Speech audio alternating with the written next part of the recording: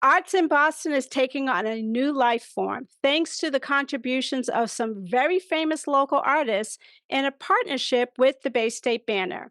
It's the Virtual Art Gallery Project, and there's a special event going down at the Museum of Fine Arts on February 29th in Boston. That's next week. We have the editor and publisher of the Bay State Banner, Ron Mitchell, and a PowerPLAY favorite, renowned artist Rob Stull, to talk about this exciting new initiative.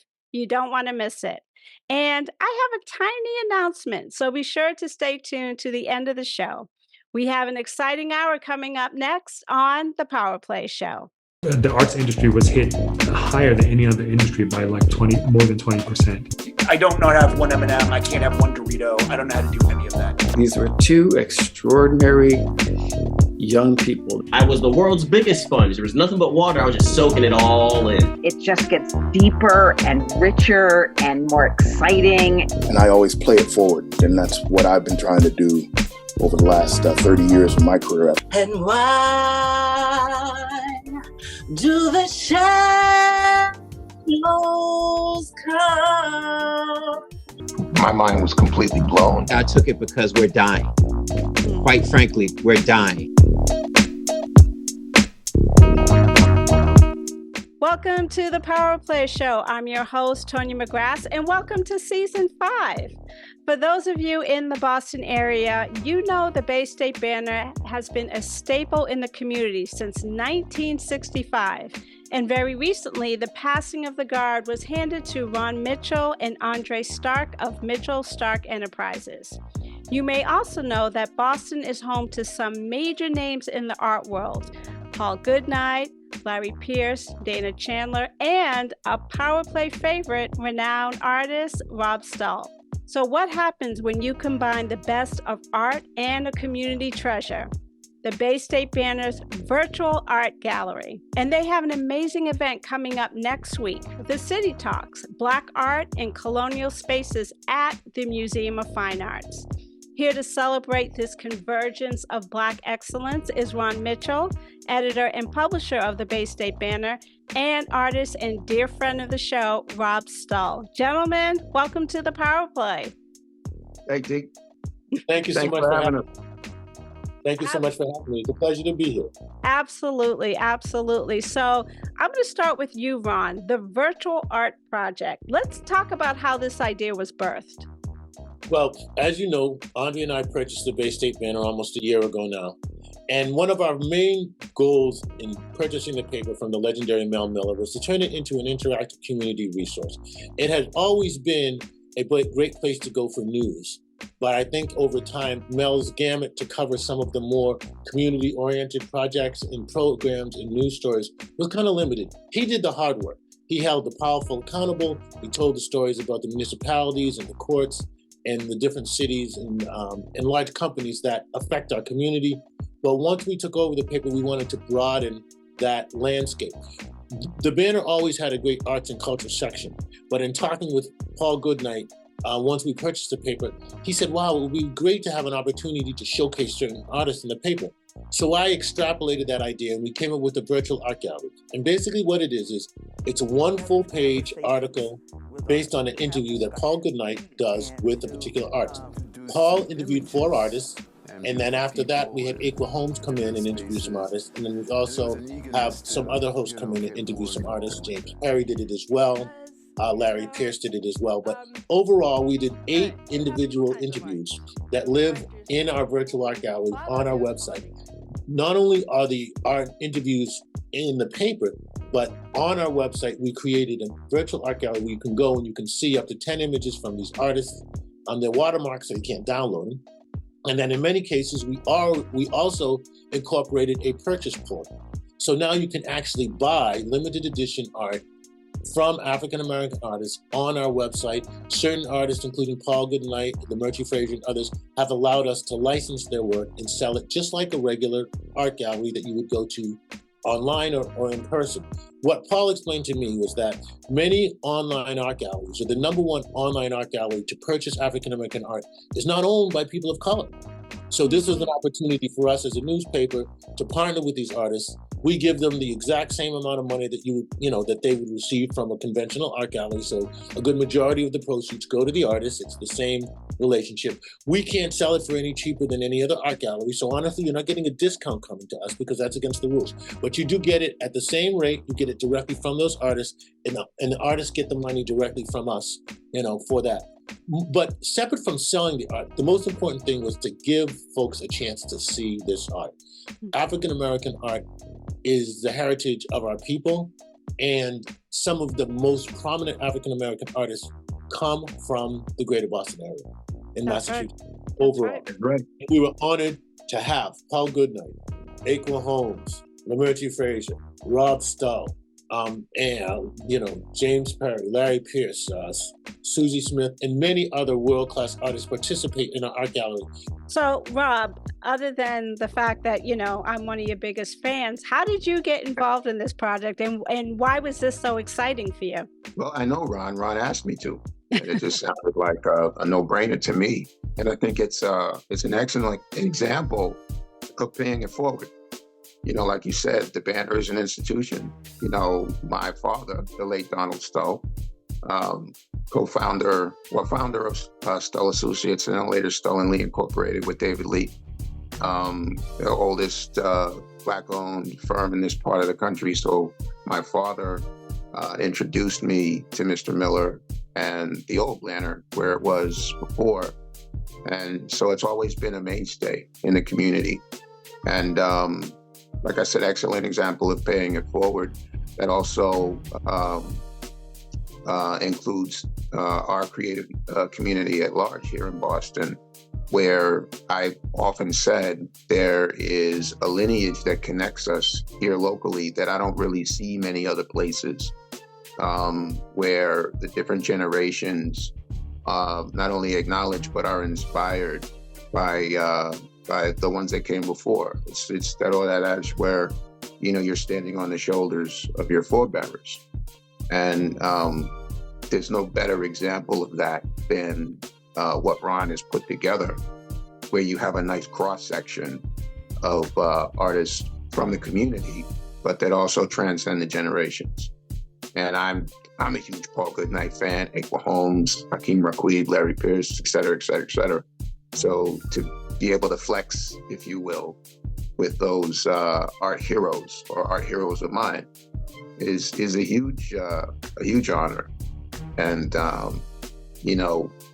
there's that group of younger people or that generation just beyond mine that they're looking at me. Mm-hmm. And it's just a great opportunity to participate in something that is going to be lasting and have impact. So it was a no-brainer. Ron asked, and I said, yeah. Well, let's get it going.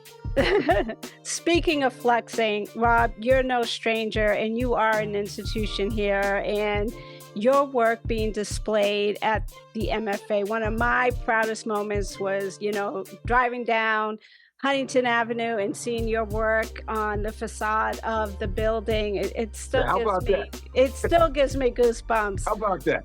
But when you talk about paying it forward, how are you doing that, and why is it important that the Bay State Banner recognize what artists are doing for up and coming artists? Well, this is Ron's brainchild, but why I think it's such a nice cohesive mixture with everybody that he has involved, and it's going to continue to grow, as he said, is that's always been the way I've thought. I've always been very all-inclusive in my thinking. I'm a working professional artist, but I've also curated many art shows. I lecture about art and, the crossroads between, different genres and different cultural outlets where almost like the fusion of genres, from music to visual art, hip-hop, comic books, American popular culture, etc. So I've always had that sort of attitude where you make sure there's a clear path for you, but then you have to acknowledge and bring along your counterparts. and then you all sort of share in the wealth, so to speak. So Ron is basically doing the same thing. I think it's such an incredible idea, and then to sort of enlist our help. And we're not only being showcased, he taps us for ideas from time to time. And that's always refreshing, because how many know-it-alls are out there? Right. You know, that they take positions of whatever, and then Ron welcomes the input, and I think that makes the overall end result that much richer and that much more authentic. You know, Ron, and you talked about this kind of being one of the first of these types of partnerships, because we don't see a lot of media establishments partnering with the local artist community. Are you just personally, what does this project mean to you? And how do you see it growing? How do you see it evolving into maybe doing something multi-state, even international at some point? Well, thank you for asking that question. There's some relatively short-term goals we have in expanding the paper into the whole New England region. And anything that we have in our paper, obviously, we're going to try to target and expand into those markets. But let me just step back a little bit and just talk about the Banner's commitment to the Black community over time has always been to, give voice to folks who didn't have a voice. Now, African-American artists overall, growing up Black in America, most Black families don't go, oh, look, I want my son to be an artist, or I want my daughter to be an artist. That's not a career path that most families choose for their children, though there are some brilliant and very talented children. And what I wanted to do was I wanted to broaden the horizon, or try to at least encourage Black families to look at art as a career path for their kids, to understand that there are world-class artists. Rob, the epitome of success is Rob Stull. From the front of the MFA, from multiple comics, from Marvel. I mean, come on, his stuff is in Marvel. I mean, the Marvel universe is Rob's universe. I mean, he created that, so for me, you created that stuff, much of that. Well, you didn't create the universe, but again, many of the images in there, some of the images, your work is there. Your work is in that. You didn't create it, but you are a working artist in that environment, in feature films, the epitome of success. Any Black family would be honored to have a child who is as successful as Rob in any given career. Rob happens to be an artist. So I really wanted for our community, to herald, to celebrate our artists, because it's so important. It gives all of us strength. I wanted Black families to understand, I have 2 college-age children myself, that, one of my children, he's an architect, but he's an artist at heart. I wanted these folks to understand that, it is important, and it's an opportunity for us. And I also wanted the artists who are out there, the younger artists who need a path to understand how to be as successful as Rob, as successful as Paul Goodnight, as successful as Aquila Holmes. We wanted to do these outreach events every 2 months, every 3 months, to bring these young artists or younger artists or less successful artists, to bring them into an environment where they would have a chance to talk and interface with these, folks who are quote unquote successful or world-class or whatever. Titles don't mean that much to me, but what is really important is letting younger artists hear from those who are successful, from those who have walked those roads, from those who have taken on the challenges of colonialism, what it means to try to bring art into spaces where African-American art isn't always welcome. We've been partnering with the Museum of Fine Arts from the beginning of this virtual art gallery. They were our sponsor for 1 month in the very beginning. And though they weren't able to continue on, we have had a great ongoing relationship with the Museum of Fine Arts. And this live event is just one more example of that relationship and of their commitment, like, working with Rob early on, having the art gallery, the event that they did with Basquiat and Rob and the other artists and the other hip hop artists of that time. This is just kind of an evolution.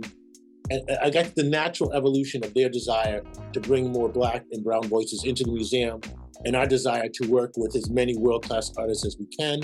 And this is a great environment to present.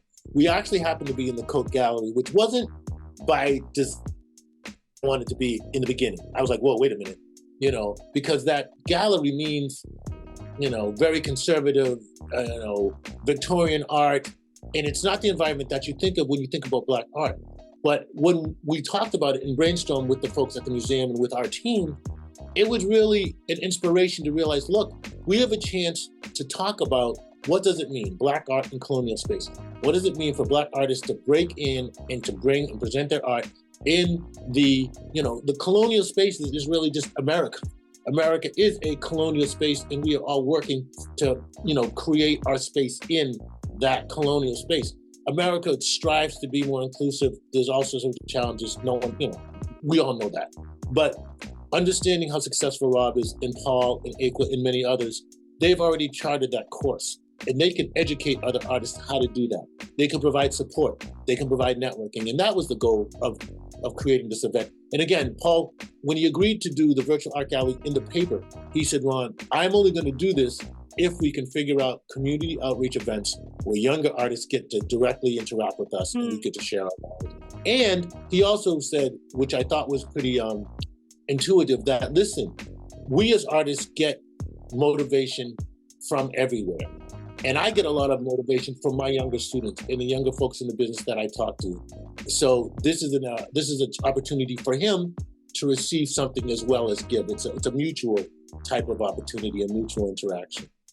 Now, you're entering this digital space, and I'm pretty sure that this has happened, and particularly with COVID, people had to move things into digital spaces. But, Ron, you have a very long time media career, and Rob, you have been involved in local institutions here in Boston. So talk about this convergence of this digital space and art, which we're so used to looking and touching and, being in front of and walking around the gallery and seeing what's there.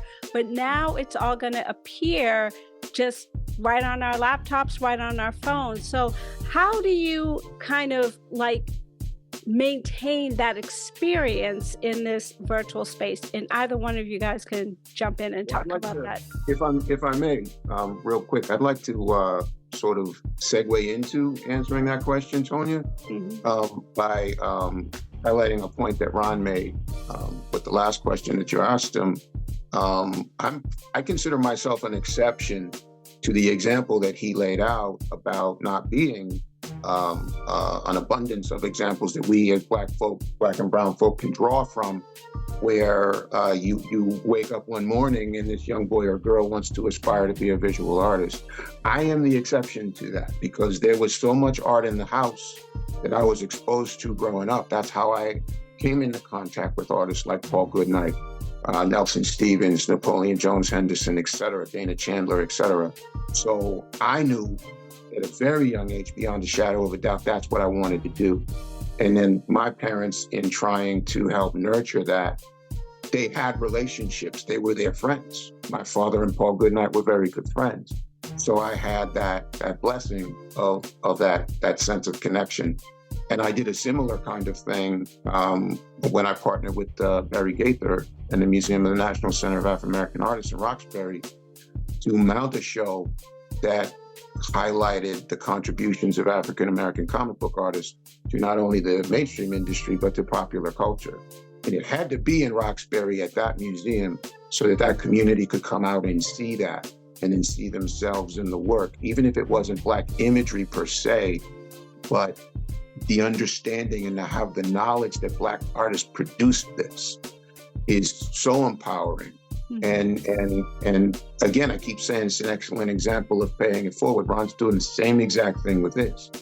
So I think entering into the virtual space makes it in a lot of ways that much more accessible because it's not a physical investment that you have to then make to come out but I feel, because I'm a purist, you're never going to be able to recapture that in a digital sphere, but you have to embrace technology to the degree that you can evolve culture. So I think the virtual element just makes it that much more accessible because there's no excuse.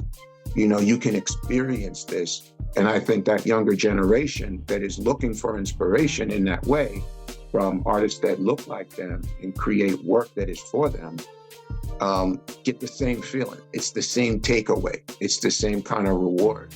Yes, and I want to second what Rob said. You know, when we took over the paper, it was important to us to help to design it in a way that transitions it from that print page. You know, Mel and the band had been around since 1965. And though he had a very good website, he didn't have any digital ads. And he really hadn't worked on an app that was user-friendly for the younger audience. And he really didn't target a readership of 18 to 35. I used to say jokingly, his is basically 35 to death. You know, that was like the audience that we had. My grandmother reads it at church, you know, that type of thing. Yeah. And I said it affectionately. I'd read it for years, but when Andre and I took over the paper, it was really important for us to make it accessible to a younger readership, to put short versions of stuff on Facebook and Twitter and Instagram, to encourage people to come and read the content digitally. And the virtual art gallery is just an extension of that. It's bringing the information and the art to a younger audience in the mediums that they utilize. They utilize their phone, they utilize their laptop. They don't pick up a paper. Last time my college-age kid picked up a piece of paper, other than to move it out of his way to get the remote on my coffee table, was years ago. He doesn't, he just doesn't read it. But now, I send him that link and, oh, Dad, that was a great sports story. So it was really important to us to put the information, and in this case, the art gallery in African-American art, in a tool or present it to them in a way that they're used to getting their news, that they're used to reading media. It's just so important that we don't allow this important information to age out. And if we don't actively transfer it into the tools that our younger people use, and I'm an old man, I don't know about you guys, but folks in your age bracket and even younger use, then we're falling short. That it's our responsibility to get this news to them, and if we don't do that, then we're missing our responsibility. So this was just a natural evolution. And though the art gallery isn't, you're not in a room looking at the art, we created it as best we could. It's a great place. You get a real understanding of those pieces of art. And in many cases, you can buy that art. And I encourage folks to do that. They're limited edition Giclées as well. So they're fine quality, they're signed, and that's why certain things coming off and on the ledger, because once so many are sold, they're no longer available. But again, buy it or not buy it, go there, look at the art, understand the history of these artists, get an idea for how creative they are, and again, making the paper into an interactive online resource was the key. And this is just one more of those resources that we're providing to the community. Next week, the Bay State Banner Virtual Arts Gallery Roundtable at the MFA, titled Black Art in Colonial Spaces. And Ron, you are co-moderating this event. What's the idea behind this discussion, or this roundtable, if you will? Well, this discussion and roundtable is to take a look at African American art in colonial spaces. And as I kind of mentioned a little bit earlier, the real goal is to have these world-class artists like Rob share their stories about how they navigate colonial spaces and get their African-American art presented. What does it take to have a major publication or a major art gallery or a major museum internationally, accept your art, present your art? And it's an opportunity for younger artists to learn from these folks, and also for older artists and more seasoned artists and successful artists to get inspired from these younger artists. So it's a two-way street. I also know Lamerchi Frazier, my co-moderator, is going to do a little bit of a history lesson, because we are in this gallery, the Coke Gallery, that has 17th and 18th century Victorian art. The quote-unquote classics are all over the walls. A beautiful, beautiful space. We're anticipating a seated kind of amphitheater style of about 150. We'll have a stage with two groups of artists. We split them up because we're going to be having basically 7 different artists come, all the different artists from the Virtual Art Gallery who wanted to be on stage. We're also adding Bob Freeman, who was recently added to the State House's art gallery. He's going to also join us. He is going to be one of the new artists coming into the Virtual Art Gallery in the next couple of weeks. Hopefully we'll have him in the magazine prior to this event. So he might actually be in the 29th issue. I believe we're going to be interviewing him next week. So we'll have him in the paper. And the Virtual Art Gallery will be coming back, and it will be continuing on from now until late summer every week in the paper. But this conversation is really an opportunity for the audience to ask questions and for these seasoned artists to share their knowledge with the art community and the whole community. And Rob, you're going to be one of the guests on the panel, as Ron just mentioned. Talk about your experience as a Black artist and working in these colonial spaces. You and I have talked many times over the years, interviewed on the PowerPLAY show, about some of the experiences you had, and how is it that you're going to share your experiences with some of these younger artists? Well, yeah, it's an excellent opportunity to make that connection, between my residency work and, the history that was made, within that time that I spent there. But the title is very provocative, Black Art in Colonial Spaces. And I've said this before, that I can't think of a better way to show your support for your community than to open your doors and make the residents of that community feel welcome. And it hasn't always been that way. And it's not just the MFA, it's most cultural institutions. This is our history as a country, where the acquisition of said art, cultural art, let's say, or African art, let's say, the acquisition of that artwork, and not really feeling welcome, not feeling underrepresented. And there's a great book out. I think it just dropped, where a lot of the panelists and artists involved in the Virtual Art Gallery project are involved in this book, and it's called Changing the Narrative, or Change That Narrative. And I think that applies here too. You change the narrative. We've always been there. And now I see sort of a pivot or a shift, and, more inclusive. And it's across the board, where you're seeing much more of an effort. But like Ron said earlier in this segment, it becomes our responsibility. I know as an individual, I take responsibility on the notion of paying it forward, and what am I doing to pass down values and instill those incentives in the younger generation, but especially that younger generation of creatives that I know is looking at me, to have a voice, in these situations. So I think it's to not get so fixated on the title of it, but to understand the history of most cultural institutions in this country and how they evolved into being, the platforms that they are today. But we're also part of it, and to make us feel welcome and to make us feel like we're a part of that, because we are a part of that. And some of that journey, I know for you, has been painful. Oh, yeah, sure.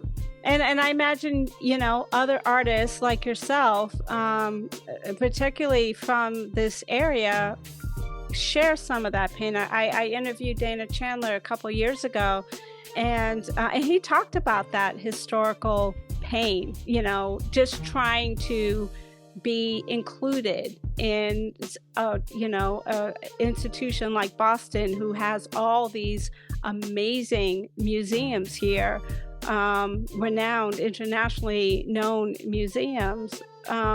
So how can you convince a young artist that it can be painful, but it's worth it, or we're trying to make it easier for you? How do you have those conversations? Convince it by having them come to the event on 2/29 at the MFA in partnership with the Bay State Banner. No, but seriously, that's how you do it. You take advantage of opportunities like this, and you change the narrative. And I think Rob is a stellar example there aren't a lot of artists. I know Paul does it as well as Rob, but there aren't a lot of artists who really go out of their way. And I'm not gonna say there aren't a lot, but I'm not aware of a lot of artists who spend as much time talking with younger artists, making themselves available as Rob does, as Paul Goodnight does, and I'm really glad that we're able to. I mean, Rob was the first call I got after talking. Hey, listen, we want to do this live event, Rob. We need to get that younger set of artists in the room. I know that you've done this before in various other settings. Can you help us do this? His commitment to that younger generation, like Rob explained, he was the opposite of the analogy I was speaking. His father, as an architect, as a great art lover, has, understood and appreciated the value of it. And Rob took that to heart and shared that knowledge and paid it forward. And this is just our opportunity as a paper to continue that legacy. I applaud, Rob for all the different live events he's done. He's teaching us how to do it. We're not teaching him, just to be clear. He's done this for years. We're just, having the opportunity to bring it into a bigger space and try to promote it. But Rob is world class. Come on, Marvel Universe, brother. It's just. Thank you, brother. Come on. I appreciate what you've always done, and this is just a great chance for us to, to continue to partner with Rob and Paul. And I mean, art is inspiration. It touches folks on a whole nother level. It's hard to even put in words what you can glean from a beautiful piece of art. And as African Americans, our life is often a struggle. And if you just listen to the peripheral chatter, you would think there was no good news. And our African American art reminds us of the joy of our culture, the beauty of our culture. And it's just a conduit to bring and lift people up. And, owning a paper, it's very easy to make every headline about they're doing this to us, or this is going on wrong, and how come we're not achieving? And, everything could be this whole negative energy space. But that doesn't help us as a people. News and life is nuanced. It requires a balance. And we have survived this long as a people, as a nation and as a people, the African American people, by celebrating our joy. You can't take Black joy from us. That's ours. So Black art is an extension, is an example of that Black joy. And nothing is more important to me than sharing that with the Banner audience and just the whole American audience. I don't mean to get on a soapbox, but Black art has been American art from the beginning of this nation. That's right. And that's why so much of our art and culture has been co-opted. And that's not necessarily if you don't give people credit for it, it's a negative. But our Black art has made this country a better nation. And no one of fair and sound mind is going to disagree with that. And this is just another example of sharing that with everybody, sharing that love for our people and all people and humanity through art. So, Governor Mitchell, Ron. So the Bay State Banner is sponsoring this talk next week, this roundtable at the MFA, February 29th. I believe it starts at 7 p.m. and we're going to talk about how people can register and get tickets to this in just a bit. But how are you going to grow this? Are you looking at different places and spaces to continue these talks and bring more voices to the table? Without question. The Virtual Art Gallery Roundtable, which is what we call it, it's our roundtable discussion around the Virtual Art Gallery. This is the first one being hosted at the Museum of Fine Arts City Talks, events. For the whole month of February, the Museum of Fine Arts has a series of city talks. They partner with different organizations and bring in and have talks within the museum. So our Virtual Art Gallery Roundtable will be happening on the 29th of May, the last day of their City Talk series. But after this, we will be doing them in various other locations.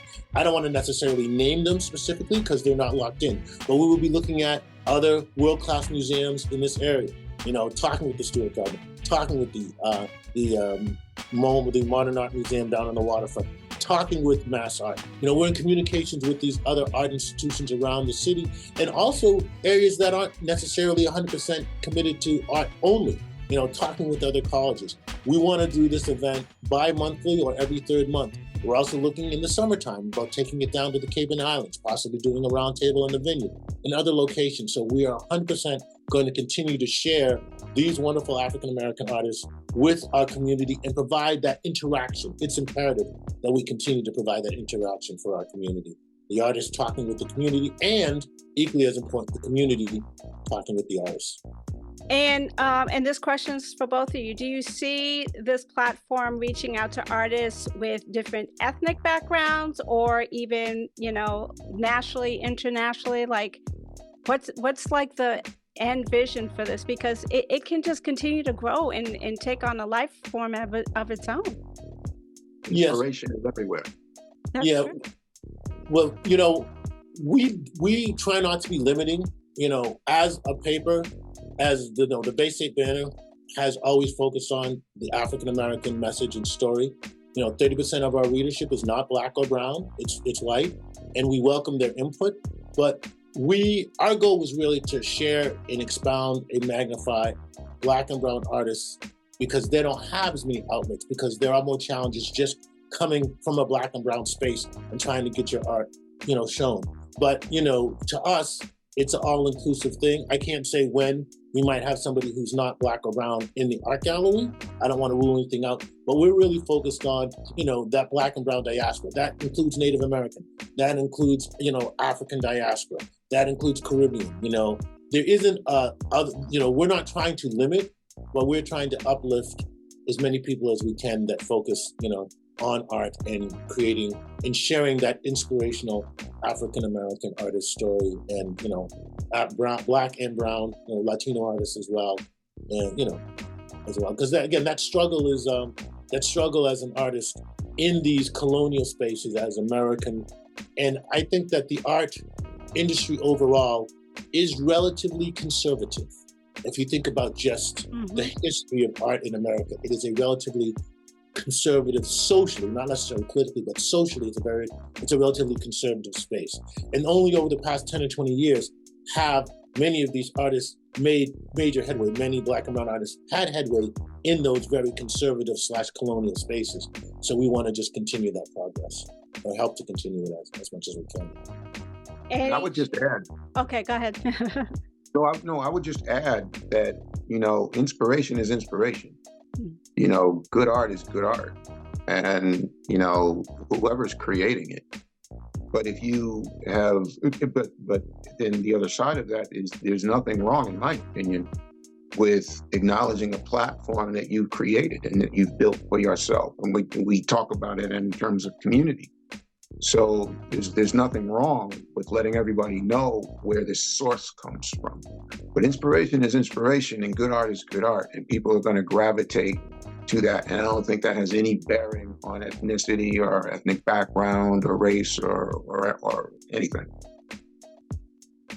Well, I'm excited. I plan to be there. So Ron, tell folks how they can get tickets to the Bay State Banner Roundtable, Black Art in Colonial Spaces at the MFA on February 29th. Where can folks get information and get their seats? The easiest way to register, and there'll be a lot of different social media and things being blasted out. You will see ads on your social media for the event with a QR code. Just click on that QR code and you can go and register.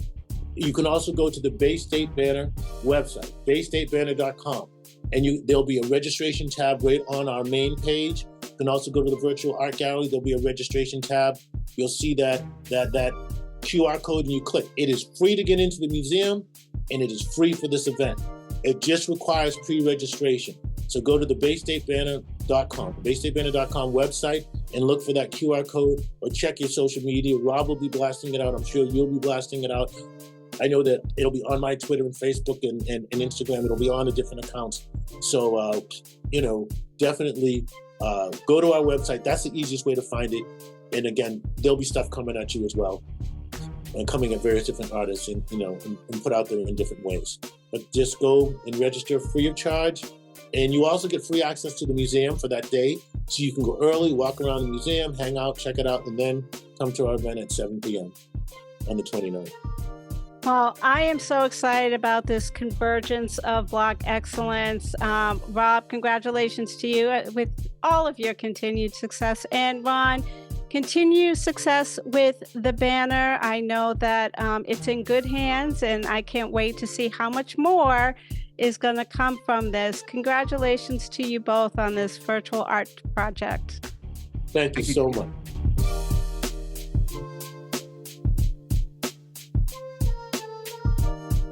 You can listen to the PowerPLAY show wherever you subscribe to podcasts, including iTunes, iHeartRadio, and Pandora Podcasts. You can also watch us on our YouTube channel. Simply visit and subscribe to the Whole Bay Productions media channel. Be sure to subscribe so you always know when new content is live. And you can listen to us each Saturday at 5 p.m. on BroncoiRadio.com. So tune into the PowerPLAY show to listen to some great interviews, some great guests, and some really positive stories wherever you subscribe to podcasts or on our YouTube channel, or simply visit thepowerplayshow.com. Now to some other news, and it makes so much sense you're here, Rob, because you were my first guest on the PowerPLAY show, but sadly, as we kick off our 5th season, it will be our final season. I have had the best time meeting people, talking to people, and learning so much about this small world we all share. I have cried on the show, laughed on the show, but most importantly, have provided a space for voices to be heard. And to our listeners and viewers, I thank you from the bottom of my heart. I set out to build something 5 years ago, and it has been the best time of my life, bringing this show to you over the years. I'll be moving on, making my 3rd film, finishing my degrees, and hopefully soon entering an educational space where I can help mold the next generations of content creators. So on behalf of the first co-hosts, retired Judge Sevelyn Singleton, and my current co-host, Kimberly Perez, as well as those who work with me to bring you the PowerPLAY show, I say thank you. But don't fret. We have all year to bring you interesting guests and issues and amazing stories like we did today. That was my big news. Wow. We look forward to your next iteration, and who knows, a year's a long time. Maybe we'll figure out some way to bring you back. Hey, you know, if the Bay State Banner wants to partner up with us, we can do some amazing things. So, you know, we'll keep the chains going. But, you know, it's been a thrill, but I do feel, you know, that God is moving me into different spaces, and I have to be obedient with that. And I'm excited, and I'm excited to start teaching. This is something that I've been wanting to do for some time, and, you know, pay it forward, as my friend Rob always says, pay it forward. You follow your heart. Go ahead, Rob, I'm sorry. No, I just said follow your heart. There you go. We look forward to see your next iteration and take part in the next wonderful stuff you're going to do for our community. So thank you so much. Amen. Thank you both. Thank you both. So that's it for the season 5 premiere of the PowerPLAY show. Don't forget the Bay State's Banner Roundtable Discussion Virtual Arts Gallery, Thursday, February 29th at the Museum of Fine Arts. We'll have all the links to where you can get your tickets on thepowerplayshow.com. So until next time, I'm Tonya McGrath, and thank you for tuning in. The award-winning Tonya McGrath. Award multiple. Look in the background. You see all those Emmys? You see them on the show? Yeah. I'm saying. Multiple award winning. There you go. Oh, you guys are great.